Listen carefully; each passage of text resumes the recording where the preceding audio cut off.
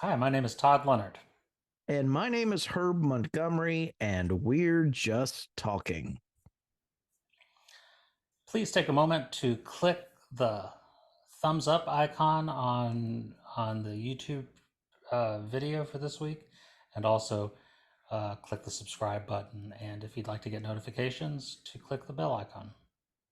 So each week, Todd and I are going to be having a conversation on the gospel lectionary reading for the upcoming weekend. And we're going to be talking about that reading in the context of love and justice and, well, societal justice and inclusion. And our hope is that our conversation will be just talking, as in justice. But we also hope that something we might say during this time might inspire you alongside with us to do more than just talking. So, Todd, what passage are we looking at this week? We continue in Matthew 21, and this week we are in verses 33 to 46 and looking at another parable of Jesus. So, this parable is the parable of the vineyard. The landowner was going away. He had built up the vineyard and he leased it out to some farmers. And then when he came to reap either the rent or some of the product of the vineyard, uh, well, he sent servants first, then he sent his son. They beat, killed, stones, chased off the servant. Then they plotted to kill the son and take the inheritance. And then Jesus makes the statement about the kingdom being taken from you and given to someone else. So there's a lot here that can be harmfully interpreted for sure, and has historically been interpreted in non-life-giving ways within Christian history.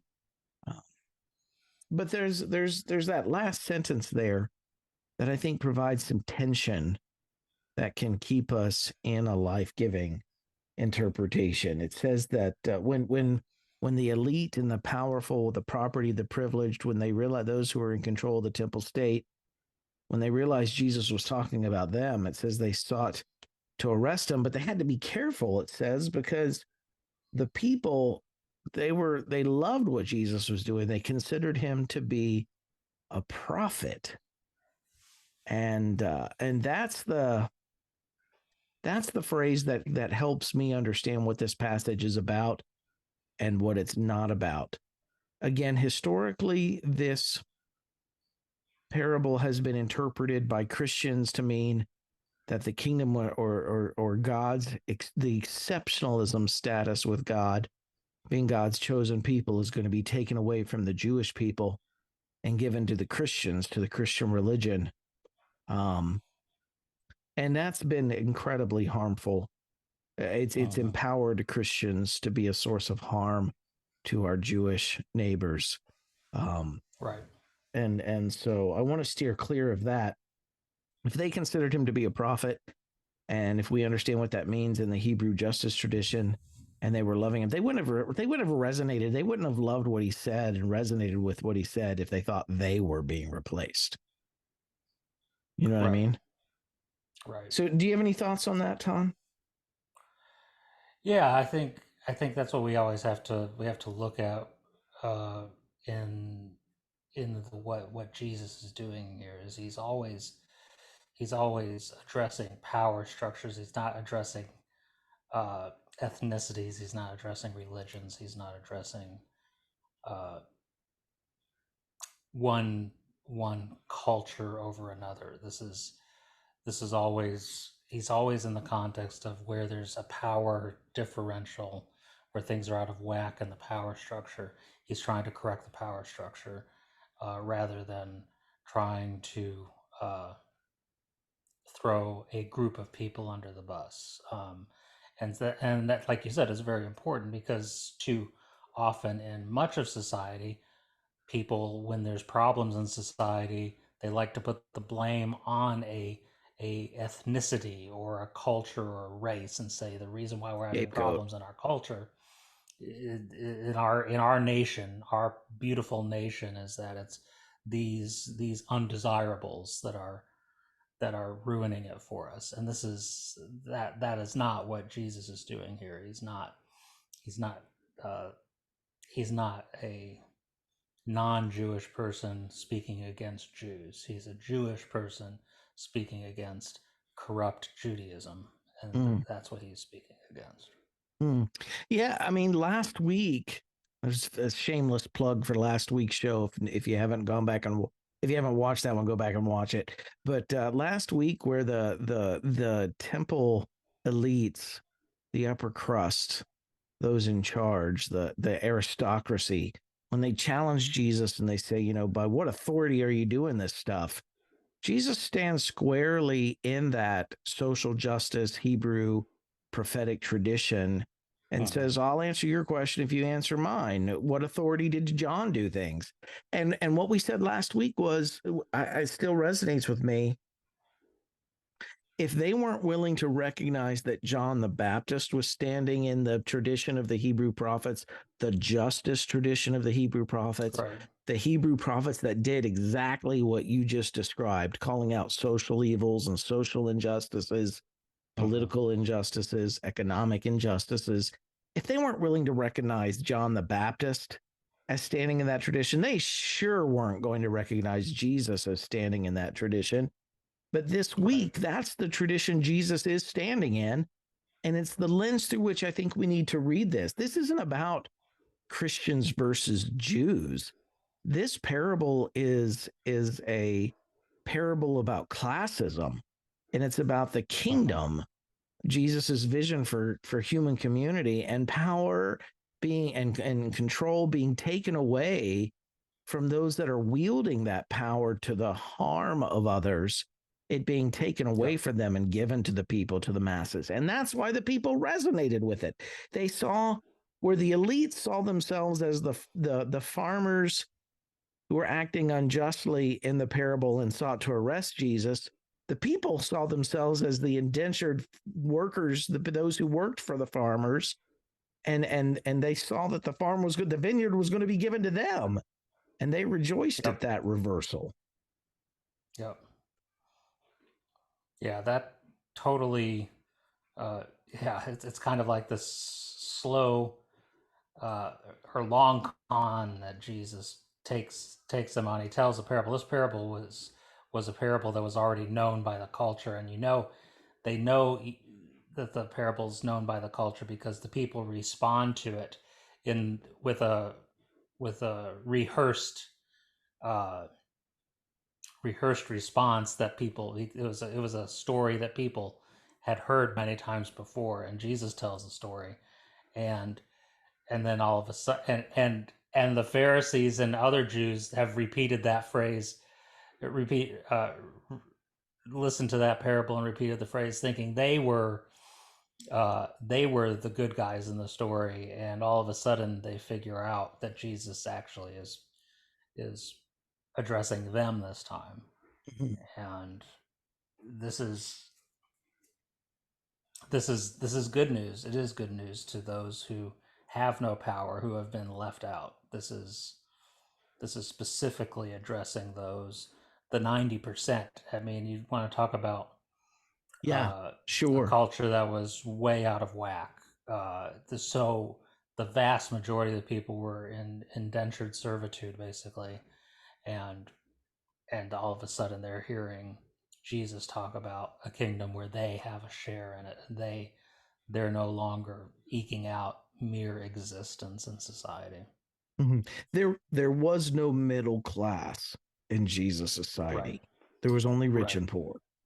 You were either Right. the working poor or you were the rich, or you were a beggar if you didn't have the ability to work. Um, Yep. and in this parable, Jesus is saying that it's about to be taken away from those in charge because they're not doing it right. One of those examples is Isaiah 5, where the illustration of the vineyard is used, the imagery of the vineyard is used.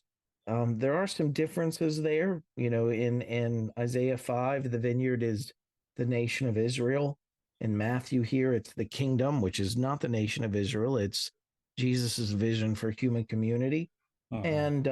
And in Isaiah chapter 5, the vineyard ends up being destroyed. Here, it's not destroyed; it's taken away from those in charge and given to others who will manage it more justly.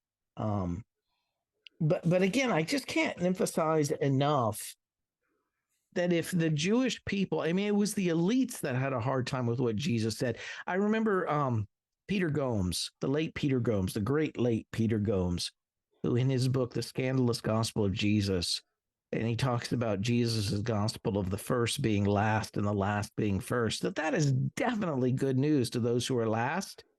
It is at least problematic for those who see themselves as Right. first, right? Right. And so this is exactly what's happening this week in this parable. The first shall be last shall be first. They realize which one they are in the parable, and they get upset. But those who are last, there is no way they would have rejoiced at this if they thought Jesus was teaching supersessionism or That's starting right. a new religion. Jesus was leading a Jewish renewal movement, leading people back to the economic justice teachings of both the Torah and the Hebrew prophets. And that's why the people resonated with it.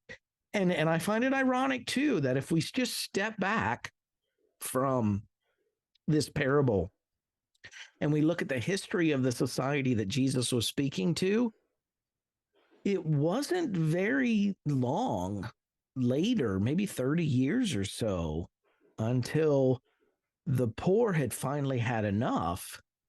And you have the Poor People's Revolt in the mid 60s of the first century. And then you have them taking over Jerusalem, them wresting power. There's that reversal. They wrested power from the elites, those who were in charge of the temple state. They took over Jerusalem. They took over the temple. That was the base of their operations, from which they burned the debt records. No one owed anything. They enacted their own year of jubilee by taking the debt registry and throwing it in the fire. All debts now, no record of any debt. And then they chased out the elites from Jerusalem, and from that center they launched what would very quickly become the Jewish Roman War of 66 to 69. And so all of this ties in because after that war in 70 CE, Rome responds by razing Jerusalem to the ground and destroying the temple. And remember, the Gospel of Matthew was written after all of these events took place, as Christian Jews, Jewish followers of Jesus, rather, that's a better way to say it, were still trying to make sense of their own Jewish desolation and the way Jerusalem had been destroyed and the temple been destroyed. And these Jesus followers could point back and say, see, Jesus hinted at a great reversal was coming. It was going to be taken from you and given to someone else. And what that reminds me, I don't think that this parable is talking about those events specifically, but it is talking about a reversal. And when change is longed for by the sectors of society that are being harmed, it would have been much easier for those in charge to choose that reversal, to choose those changes, to bring egalitarianism into their society, than for it to be forced upon them against their choice, the way it was with the Poor People's Revolt in Judaism. You know what I'm saying? Like, I see this parable as Jesus saying, listen, there's coming a great reversal. You can embrace it now. And if you embrace it now by choice, man, you can navigate it in a much more life-giving way. If you wait and let that happen later, it's going to be way more destructive for everyone. That makes me think of poor people's revolts in almost every society where they've taken place, where inequality finally just becomes too much. But it also makes me think about ecology. The changes that we need to take to protect our home and our planet, they're much easier and less destructive, maybe not financially to the wealthy and the rich who are profiting off of the destruction of the earth, but those changes are much easier to be made today than to just let it continue on at the pace that it's progressing, and it's going to have that reversal. It's going to push back. It's going to self-correct. But I tell you what, if we don't choose that self-correction, if that has to be forced upon us by Mother Nature, that is going to be way more violent and way more destructive upon way more people. Right.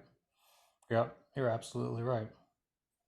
It's it is moving in the direction of your own free will is always and is the call of God. God is not one who forces. God is not one who cajoles, and that's not the means by which he operates. And Jesus showed that in how he lived his life. This is and how he taught, and this is what he's giving people free will, free chance to step up and do what is right and to follow him in the mission that he's doing. And and yeah, this was a movement. He was, I mean, and I think it's important again to say what you said, as a Jewish reform, more likely a Jewish reform movement that Jesus was leading rather than a all out New religion. political rebellion and a new Okay, religion. okay, sure. He was he was definitely trying to shake things up. Absolutely, it's hard to see him being part of a military uh, or seeking to Yeah, be he part of a actually warned military. It against that. He seems to thought that was right. suicidal. So it's yeah, that's important that he's trying to woo people to the way of God rather than coerce in any way. Mm-hmm. Mm-hmm. And I think too of there are voices in today's society who have heard the winds of change, that America is becoming a multiracial, more egalitarian, more diverse, genuine democracy. There's that movement Mm-hmm. afoot. And if we look at census statistics, we are becoming a more diverse democracy, but there are those who, whether knowingly or subconsciously, subscribe to a white supremacy or a Christian Mm-hmm. nationalism or those types of Mm-hmm. philosophies and ideals, knowingly or not. There are large sectors of American society that are resisting these changes, that are holding, and again, there are large sectors of Christianity that are part of that resistance to those winds of change. Those winds of change are the fresh air of justice. They're the fresh air, the wind blowing in Right. to clear out, injustice and to bring about life-giving change.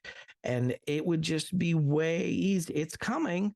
It's way easier to embrace those changes of your own volition today. Mm-hmm. um, Whatever you got to do to embrace those changes today to get over it, in a Yep. way, and then to continue. You it, it's just way it's way more difficult to have those things forced upon you rather than to embrace them. Change is Right. coming. And that's going to happen. Yeah. Change is absolutely coming in regards to how our nation operates and what the majority culture, majority race is. It's all moving and And that's a good shifting, and thing. you can absolutely, and yeah, but there are a lot of people who are adamantly working against that, and so it's so like you said, their hand will be forced one day because the demographics are not going they are not going to be able to shift the demographic trends. The demographic trends are going to continue. So yeah, you can get on board with embracing a diverse multicultural society, and a more inclusive and just society for people who have been marginalized historically, or you can fight it until a person who with darker skin than you takes it out of your hand. What did Bob Dylan say? You better start swimming or you'll sink like a stone. That that's Yep. that's that's that's the spirit in which I see this week's reading. That Jesus is telling the parable of the vineyard, and the people that are listening are recognizing where and what characters they're playing, what role they're playing in the parable. And it's at that moment that the elite and the powerful, they perceive what's being said, and once again they resist. That's Yep. that's when they begin to work to get Jesus arrested, silenced, taken out of the picture.